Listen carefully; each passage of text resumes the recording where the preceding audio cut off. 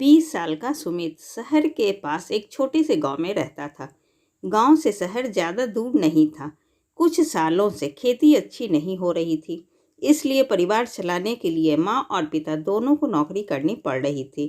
पिता शहर में सिक्योरिटी गार्ड थे और माँ स्कूल में देख रेख का काम करती थी।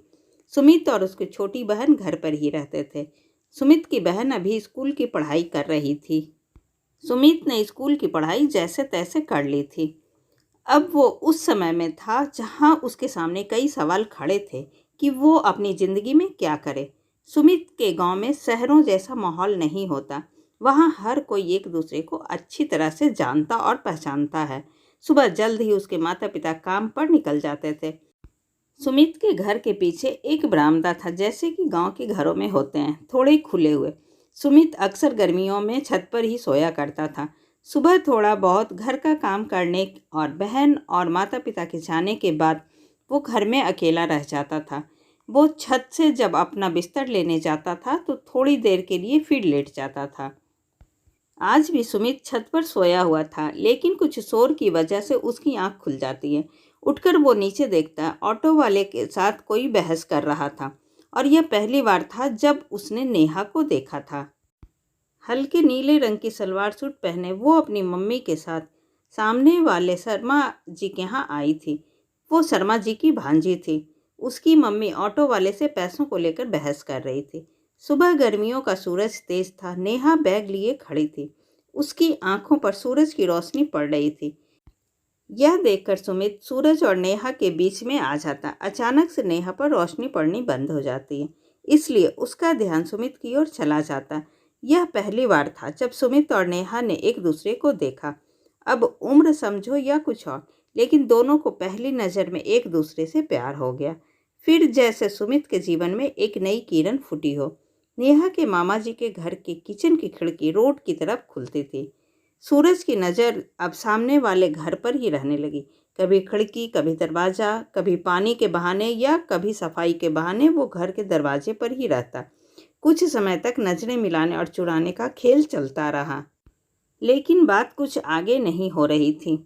एक दिन सुमित अपने घर की छत पर खड़ा होकर पतंग उड़ा रहा था। पतंग उड़ाते उड़ाते उसका ध्यान एकदम से सामने वाली किचन की खिड़की पर गया। उसने देखा कि नेहा खिड़की से पतंग उड़ाते उसे ही देख रही है। सुमित अब हिम्मत करके नेहा की तरफ मुस्कुरा देता है। जवाब में वहां से भी एक प्यारी सी मुस्कान आती है। सुमित की खुशी का कोई ठिकाना नहीं रहता। एक दिन नेहा सुमित की छोटी बहन से बात कर रही थी। हिम्मत करके सुमित भी उससे बात करने लगता है। सुमित और नेहा में बातों का सिलसिला धीरे धीरे ही सही शुरू हो जाता है। सुमित को पता चलता है कि नेहा पतंग उड़ाना सीखना चाहती है। सुमित तो उसे सिखाने के लिए तैयार हो जाता है। वो मना करती है क्योंकि उसकी मम्मी उसे किसी भी लड़के से बात करने भी नहीं देती थी। पतंग उड़ाना तो बहुत दूर की बात है। सुमित उसे बोलता है कि वो उसके घर के पीछे बरामदे में उसे सिखा देगा। साथ ही वहाँ सुमित की बहन भी होगी। नेहा थोड़ा मनाने पर मान जाती है। आखिर वो भी सुमित के साथ समय बिताना चाहती थी। नेहा की मम्मी जब उसकी मामी के साथ किसी रिश्तेदार से मिलने जाती है, तब नेहा सुमित के बरामदे में आ जाती है। लेकिन उन्हें नहीं पता था कि अनजाने में वो बड़ी मुसीबत में फंसने वाले हैं। सुमित के घर में पीछे सीढ़ियाँ चढ़ते समय नेहा के पैर में मोच आ जाती है, जिसके कारण वह चल भी नहीं पाती है। नेहा वहीं बैठ जाती है। दर्द के कारण उसकी आंखों से आंसू निकलने लगते हैं। सुमित उसे वहां बैठा देखकर कमरे में बिस्तर पर चलने के लिए कहता है। नेहा चल नहीं पा रही थी, इसलिए सुमित उसका हाथ पकड़कर उसे सहारा देता है।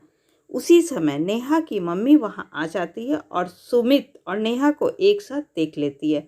उनको ऐसे देखते ही वो गुस्से से आग बबूला हो गई। उन्होंने जोर से चिल्लाकर कहा, नेहा। फिर उन्हें कुछ समय बाद नेहा का पैर दिखाई दिया। उन्होंने सुमित के हाथ को हटाकर नेहा को पकड़ा और उसे ले गई। सुमित को रात भर नींद नहीं आई। वो सुबह का इंतजार करता यह सोच रहा था कि नेहा का पैर कैसा होगा, साथ ही कहीं उसकी मम्मी ने नेहा को कुछ कहा या मारा तो नहीं। सुबह होते ही सुमित देखता है कि नेहा और उसकी मम्मी ऑटो में बैठकर जा रहे हैं। नेहा अभी भी थोड़ा लड़खड़ा रही थी।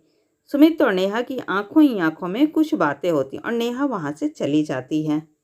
सामने वाली किचन की खिड़की में उसे फिर नेहा दिखाई देती है। उसे खुशी होती है। नेहा अभी उसकी ओर नहीं देख रही थी, वो किचन में अपना काम कर रही थी। नेहा की मम्मी बाहर आती है। कोई उन्हें बधाई दे रहा था नेहा की शादी की। नेहा की शादी हो चुकी थी। किचन में ही नेहा का पति भी सुमित को दिखाई देता है। देखने में नेहा भी खुश लग रही थी। सुमित को एक पल के लिए बुरा लगा, लेकिन फिर वो मुस्कुराया। उसे नेहा की खुशी में अपनी खुशी दिखी। अचानक नेहा की नज़र सुमित पर पड़ती है और दोनों एक दूसरे को देखकर मुस्कुरा देते हैं। ऐसी ही अच्छी और ज्ञानवर्धक कहानी सुनने के लिए प्लीज़ आप मेरे चैनल को सब्सक्राइब ज़रूर करें। तब तक के लिए बाय बाय।